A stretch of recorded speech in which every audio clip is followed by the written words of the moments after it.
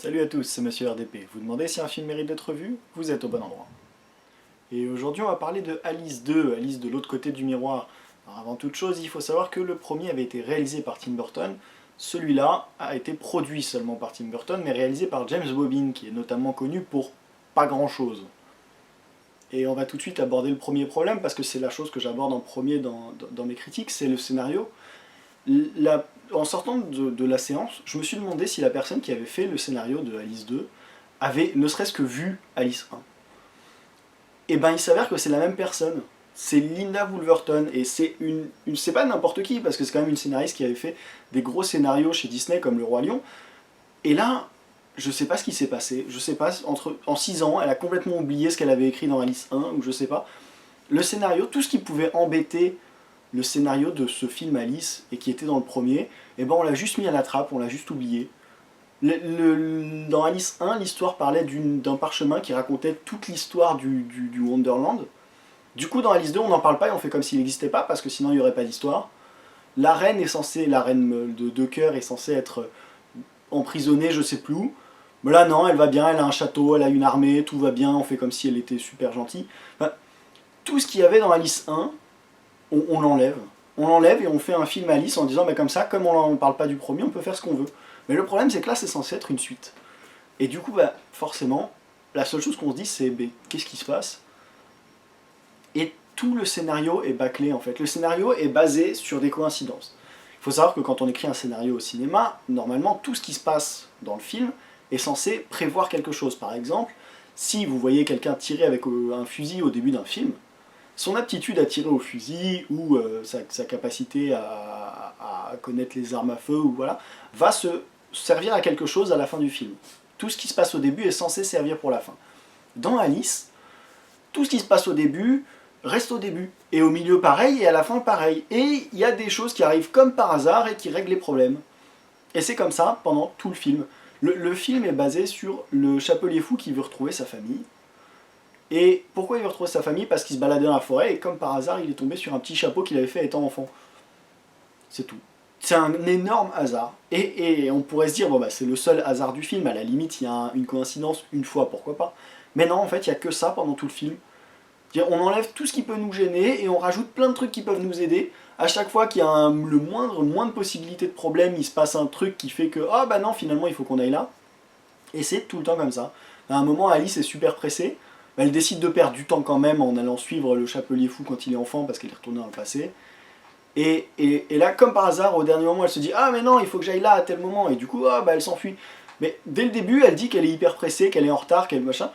Et du coup, bah, c'est vraiment tout arrive au moment où il faut que ça arrive pour le personnage. En gros, elle aurait pu aller se faire un thé en attendant, elle serait revenue, ça serait passé quand même à ce moment-là.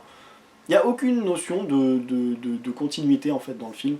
Et en plus, on mélange 3 histoires, parce qu'il y a 3 histoires mélangées. Il y a le chapelier fou qui veut retrouver sa famille, il y a l'histoire des 2 reines pour savoir pourquoi la reine de cœur est méchante, et il y a toute une histoire entre Alice et le temps, parce qu'il y a un personnage qui est introduit dans ce film qui s'appelle le temps, c'est le personnage qui représente le temps.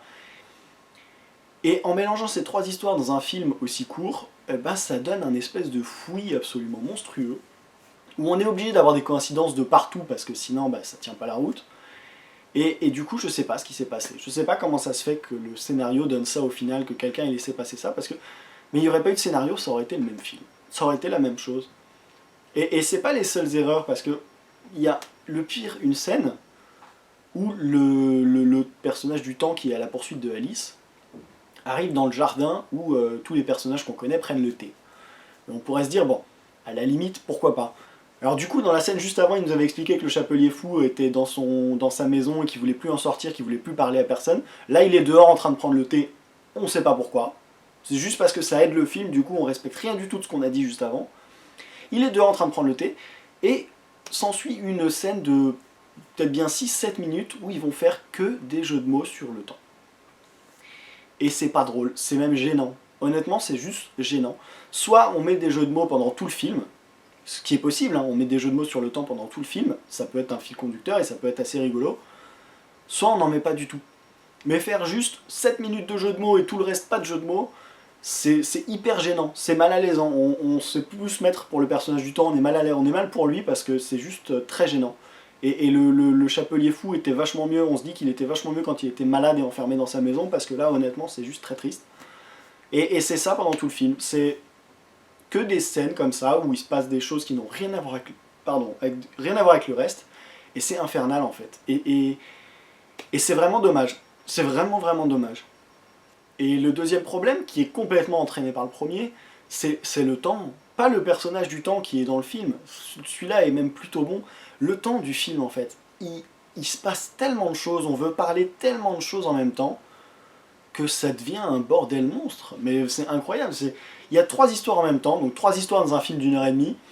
Les 10 premières minutes du film, on a l'impression qu'on nous balance des trucs à la tronche, mais à une vitesse incroyable. C'est genre, il se passe ça, et tu te débrouilles avec. On nous explique rien. Il se passe juste les choses, on suit le personnage qui avance, qui fait ses trucs, on sait pas pourquoi il fait ça, on sait pas ce qui se passe, on sait pas ce qu'il sait. Ça va à une vitesse incroyable et c'est beaucoup trop, beaucoup trop. Ils ont aucune maîtrise du temps pour un film qui ne parle que de ça. C'est vraiment dommage.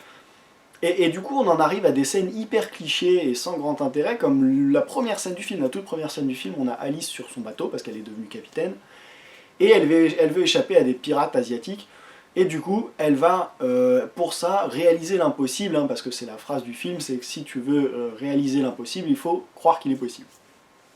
Donc elle va nous dire la phrase du film, bien entendu, dans un contexte qui n'a rien à voir, et elle va mettre le bateau de côté pour passer entre 2 rochers. Alors jusque là on est d'accord, mais ça donne la scène la plus prévue du monde, puisqu'on sait tout de suite ce qui va se passer, on sait très bien que tous les gens sur le bateau vont avoir un accident et que Alice va tout faire toute seule. Et c'est ce qui se passe.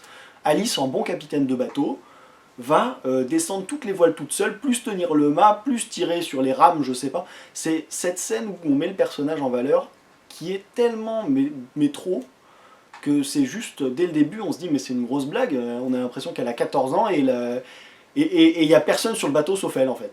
Elle parle toute seule, il n'y a rien. C'est elle qui fait tout sur le bateau et le bateau arrive à passer et tout le monde fait bravo. Mais ils étaient où? Qu'est-ce qu'ils ont fait eux? Et c'est ça le problème, c'est que ça c'est... Normalement ce genre de scène là, c'est dans tous les films. Et ça nous dérange pas plus que ça parce que le temps est bien géré. Mais le problème c'est que là le temps est tellement mal géré, ça arrive tellement comme ça, comme un je sais pas, juste comme ça. C'est comme ça, on te le met devant toi, on fait vas-y débrouille-toi, et du coup, bah, c'est infernal. Bon, à part ces 2 points-là, qui bien sûr sont des points de taille, le film c'est pas non plus une catastrophe absolue.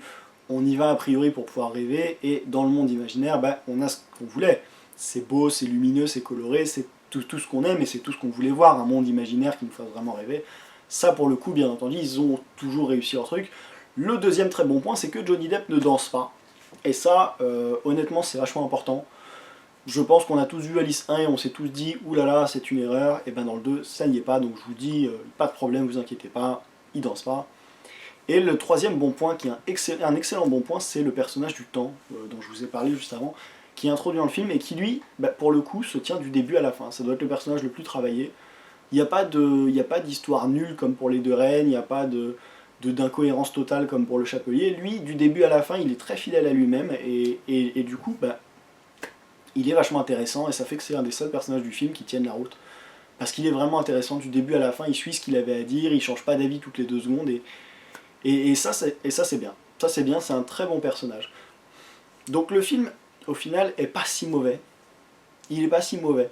Il est pas bon, mais il est regardable. Il est regardable si vous aimez le monde imaginaire, si vous aimez l'univers d'Alice. Bah, honnêtement, ça passe. Après, c'est clairement pas l'histoire du siècle, et c'est très loin d'être le film préféré de tout le monde. Ça, malheureusement, il fallait travailler un peu plus. Alors bien entendu, n'oubliez pas que toutes mes critiques sont totalement subjectives, hein. C'est mon avis, et si le vôtre diffère, n'hésitez pas à me le faire savoir dans les commentaires. Si vous pensez que j'ai dit des conneries, n'hésitez pas à me le dire dans les commentaires, et à me préciser pourquoi. Et s'il y a d'autres films que vous voulez que je critique, c'est pareil, c'est dans les commentaires, et je vous dis à bientôt pour une autre critique.